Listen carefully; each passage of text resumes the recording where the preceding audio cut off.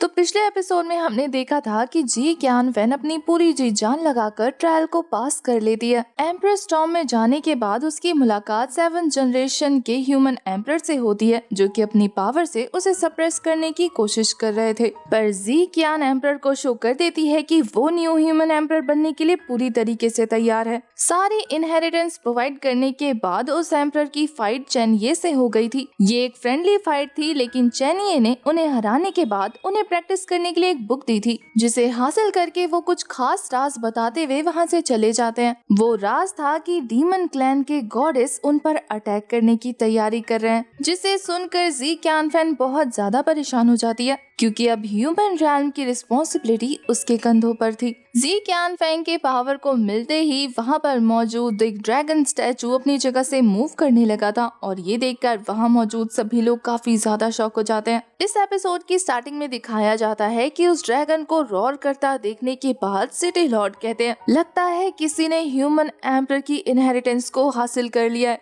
ये तो बहुत अच्छी बात है। सालों से इस ट्रायल को कोई भी पास नहीं कर पाया था, और अब फाइनली इस पावर को उसका ओनर मिल चुका है। ये बोलने के बाद वो काफी ज्यादा खुश होते हुए जोर जोर से हंसने लगते हैं। वहीं वहाँ मौजूद सारे स्टूडेंट्स कंफ्यूज होते हुए कह रहे थे कि आखिर ऐसा कैसे हो सकता है, कोई इतनी जल्दी इतनी सारी पावर को कैसे इनहेरिट कर सकता है, आखिर वो पावरफुल पर्सन होगा कौन। चलो देखते हैं कि उस ट्रायल से कौन बाहर निकलने वाला है। सभी बच्चे एक दूसरे के नाम पर गैसेस कर रहे थे, लेकिन अपने आसपास उन लोगों को देखने के बाद कह रहे थे कि लगता है कोई ऐसा बंदा है जिसे वो नहीं जानते। उन सभी के गलत तुक्कों को देखने के बाद ली यान भी एक गैस करती है, और उसका गैस बिल्कुल सही था। वो कहती है कि कहीं वो उस पावरफुल मास्टर चेनिये की डिसाइपल तो नहीं। दूसरी तरफ हमें ट्रायल के अंदर का सीन दिखाया जाता है, जहाँ चेनिये से ज़ूकी कहती है कि मास्टर आपने जी क्यान को ह्यूमन एम्प्रेस बनाकर हमारे मिशन को कंप्लीट कर लिया है, और टास्क को कंप्लीट करने के बाद आपको तो पता है आपको न्यू टास्क मिलेगा। ये बोलने के बाद ज़ूकी स्क्रीन ओपन करते हुए चेनिये को दिखाकर कहती है कि अब आपका न्यू टास्क है कि उसे सभी के सामने ह्यूमन एम्प्रेस के तौर पर इंट्रोड्यूस करना है। और फिर वो परेशान होते हुए कह रही थी कि मास्टर देखो, मैं फिर से भूलने वाली थी, पुराना टास्क कंप्लीट करने पर आपको गिफ्ट भी तो देना है।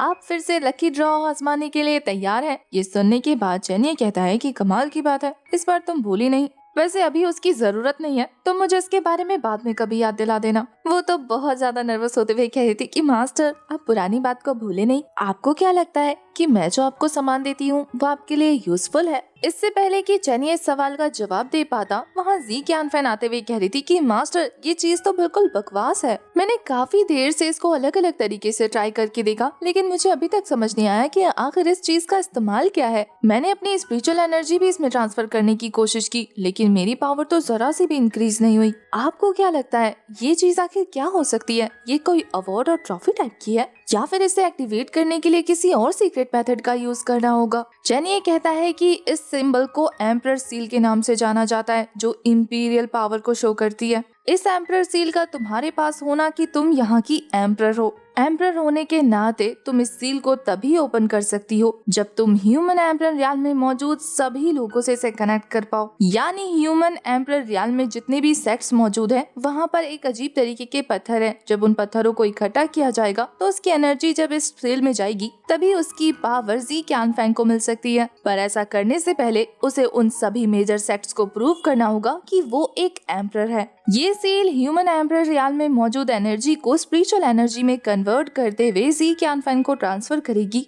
और इसके बाद ही तुम रियल ह्यूमन एम्परर के नाम से जानी जाओगी। ये सुनकर तो ज़ूकी काफी ज्यादा शॉक होते हुए कह रही थी कि मास्टर ये तो बिल्कुल स्पिरिचुअल पावर बैंक की तरह काम करता है। थोड़ा सा सोचकर कंफ्यूज होते हुए कह रही थी कि पर हमारी जी क्यान फैंग के लिए इसे चार्ज करना बहुत मुश्किल है। जी क्यान फैंग ये सुनकर हैरान हो जाती है कि उसे मेजर सेक्ट्स में खुद को प्रूव करना होगा। इसके बाद हमें चेनिये को दिखाया जाता है, जो अपनी पावर की हेल्प से उसी वाटर ड्रैगन को वहाँ पर अपीयर कर चुका था। बेचारा वाटर ड्रैगन पहले की पिटाई से खुद को हील भी नहीं कर पाया था। उसकी बॉडी पर वो पट्टी लगाकर खुद को ठीक करने की कोशिश कर रहा था, पर चेनिये उसे बिना इन्फॉर्म किए उसे यहाँ पर ट्रांसफर कर देता है। वो तो जमीन पर गिर गया था क्योंकि उसे ऐसा लग रहा था जैसे कि वो अभी भी पानी में है। चैनिये को देखने के बाद तो ये वाटर ड्रैगन बुरी तरीके से बौखला जाता है। वहीं चैनिये ने तो अब इस ड्रैगन का नामकरण कर दिया था ज़ियाओकिंग नाम से। पहले तो उस ड्रैगन को नजर नहीं आता कि उसे किसने बुलाया, लेकिन जैसे ही वो देखता है कि उसे बुलाने वाला चैनिये, डर से उसकी हालत खराब हो जाती है। वहीं जू की चैनिये से कह रही थी कि मास्टर, आपने इसका जो नाम रखा है आपके हिसाब से सही है क्या? चैनिये सीधा ज़ियाओकिंग के पास जाते हुए कह रहा था कि आज से तुम मेरे डिसाइपल के स्पिरिचुअल पेट और उसके शील्ड हो।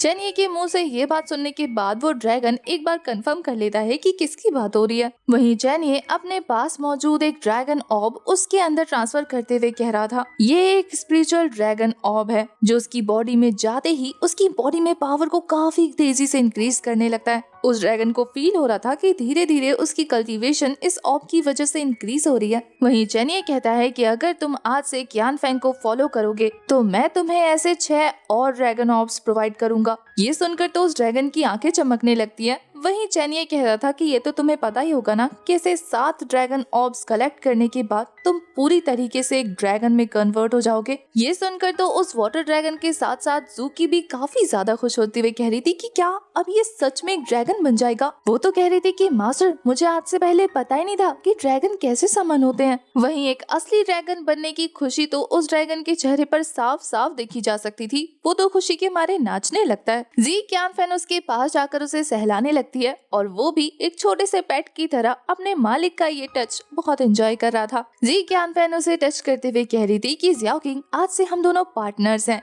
आने वाली मुसीबतों का सामना हम साथ में करेंगे। चैनिये कहता है कि जी कियान फेन, जल्दी से इस ड्रैगन को अपने स्टोरेज स्पेस में डालो और अपने ड्रैगन सील का यूज करते हुए हमें यहाँ से बाहर निकाल के ले चलो। मास्टर का आदेश मिलने के बाद जी कियान फेन सबसे पहले उस ड्रैगन को स्पिरिट फॉर्म में अपने स्टोरेज में रख लेती है। इसके बाद अपनी स्पिरिचुअल पावर का यूज करते हुए वो उस एम्परर सील की हेल्प से उस ड्यून से बाहर आ जाती है। उन दोनों को बाहर देखने के बाद तो ये सिटी लॉर्ड काफी ज्यादा शॉक हो गए थे क्योंकि उनके हिसाब से जी कियान फेंग की कल्टीवेशन बहुत ज्यादा कम थी। वहीं लिन याओ हमारी जी कियान को देखकर कहती है कि मेरा अंदाजा बिल्कुल सही था। बच्चे तो जी कियान फेन और उसके मास्टर चैनिये को देखकर बहुत ज्यादा शॉक होते हुए कह रहे थे कि अच्छा, तो ये दोनों हैं। उस लड़की के हाथ में क्या है? क्या ये एम्परर सील है? हर किसी का अलग अलग रिएक्शन था और इसी के साथ सिटी लॉर्ड उनके पास पहुंच जाते हैं। सिटी लॉर्ड चैनिये को ग्रीट करते हुए कह रहा था कि सीनियर, मुझे तो लगा ही नहीं था कि ये आपकी डिसाइबल एम्परर्स बन जाएगी, पर मुझे ये देखकर काफी ज्यादा हैरानी के साथ साथ बहुत ज्यादा खुशी भी हो रही है। वहीं चैनिये जी कियान फेन से कहता है कि यहाँ मौजूद सभी लोगों को इस सील को दिखाते हुए बताओ कि आखिर तुम कौन हो, और याद रखना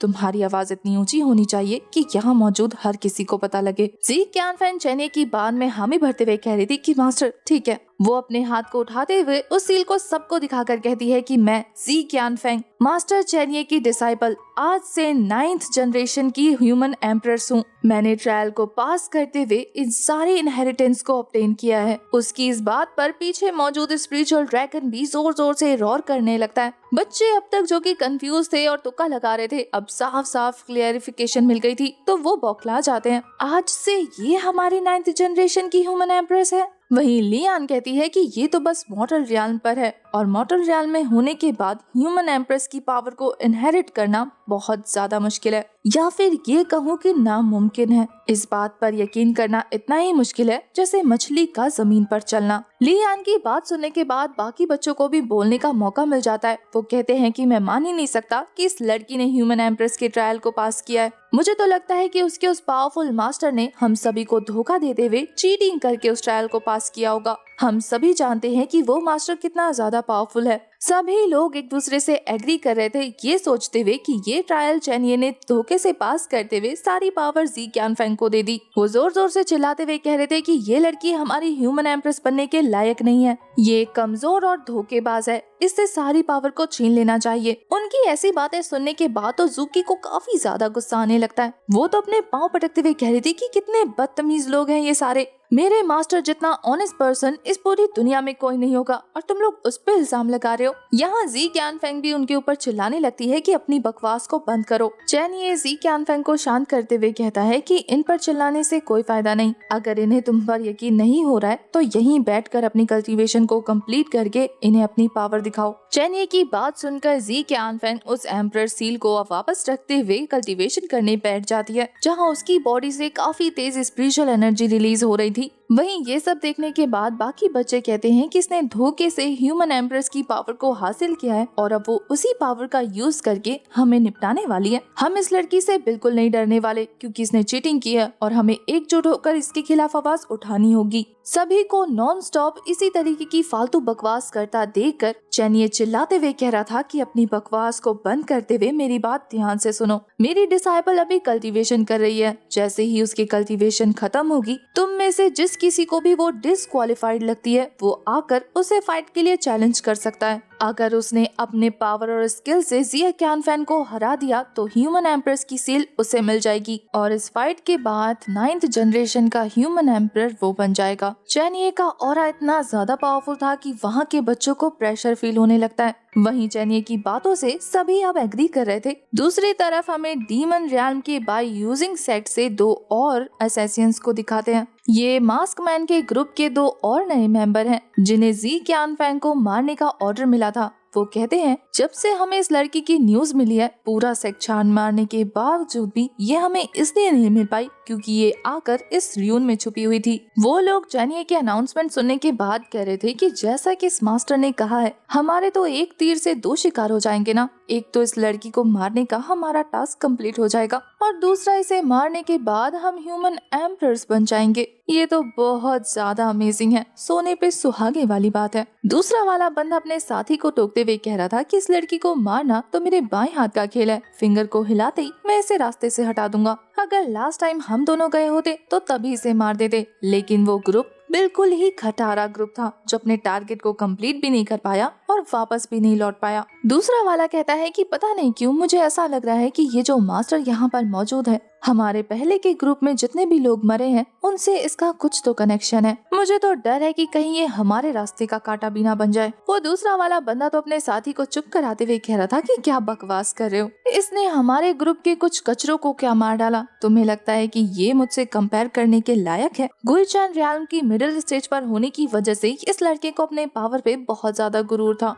वो कहता है कि मेरे एब्सोल्यूट स्पीड के आगे ये दोनों डिसाइपल और मास्टर नहीं टिक पाएंगे। मेरे हाथों आज उनका आखिरी दिन होने वाला है। ये बोलने के बाद वो अपनी पर्पल एनर्जी को रिलीज करते हुए एक जबरदस्त अटैक करने के लिए रेडी हो गया था। उसकी स्पीड सच में काफी ज्यादा थी, वहाँ मौजूद कोई भी समझ नहीं पाता कि ये बंदा अटैक करने वाला है, पर उसकी स्पीड किसी को नजर आई हो या ना आई हो, यहाँ चैनिये को साफ साफ नजर आ जाता है। वो तो कह रहा था कि मेरे बोलने के बावजूद भी इसको बहुत ज्यादा जल्दी है। वो अपने आइस नीडल्स को थ्रो करते हुए उसे एक स्पेयर में कन्वर्ट करते हुए उसकी बॉडी के आर पार कर देता है। वो बंदा ये देखकर हैरान था कि उसकी स्पीड को चैनिये ने भांप लिया और उसके कुछ भी करने से पहले ये अटैक उसके सीने को छेदते हुए बाहर निकल चुका था। हवा में ही उसकी लाश लटकी रह जाती है। वहीं चैनिये कह रहा था कि वही घिनौनी स्मेल जो आते ही मैंने फील की थी। वो काफी गुस्से में चिल्लाते हुए कह रहा था कि मैं लास्ट टाइम कह रहा हूँ, अगर किसी को जी क्यानफेंग के ह्यूमन एम्प्रर बनने से ऑब्जेक्शन है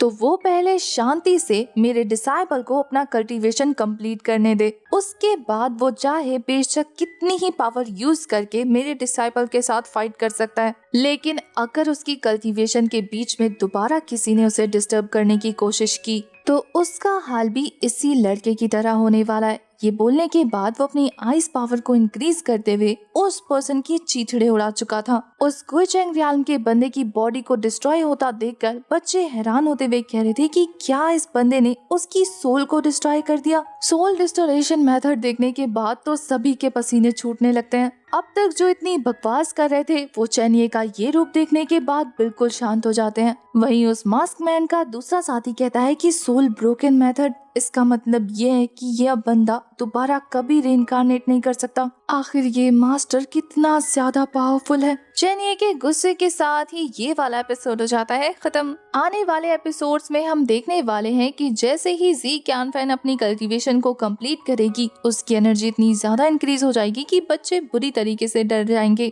उसकी कल्टीवेशन कंप्लीट होने के बाद सबसे पहले उसे चैलेंज करने ली यान आएगी, जिसे लगता है उसकी कल्टीवेशन ज्यादा होने की वजह से ह्यूमन एम्परर की पोजीशन वो डिजर्व करती है। उन दोनों के बीच में काफी जबरदस्त फाइट होती है। इसी के साथ ही हमें डीमन रैल्म का सीन दिखाया जाता है, जहां ली होंग को दिखाते हैं। वो चेंगे के अटैक से अब तक रिकवर हो चुकी थी और डीमन रैल्म में मौजूद बाकी सारे एल्डर्स के साथ वो एक काफी खतरनाक और जी क्यानफैंग को मारने का एक जबरदस्त प्लान बना लेती है। ये खतरनाक और जबरदस्त प्लान क्या है, ये तो हमें नेक्स्ट एपिसोड में पता लगेगा। तो अब आप कमेंट करके ये बताइए कि क्या आप नेक्स्ट एपिसोड के लिए एक्साइटेड है।